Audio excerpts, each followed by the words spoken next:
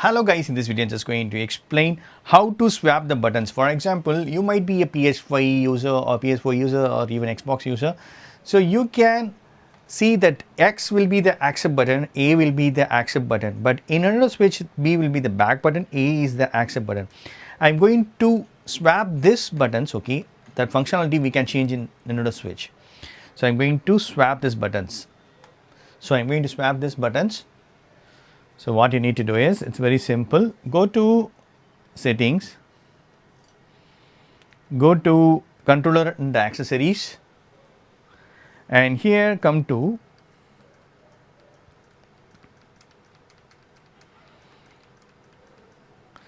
here you can see swap A and B. So tap it, A selections. So you need to enable it.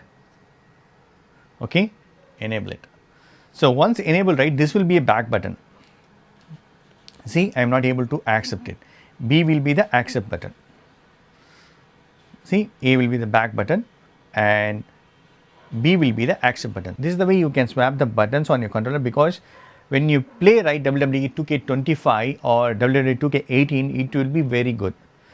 So that's it friends, hope this video is very much helpful. Thank you so much. Bye, take care.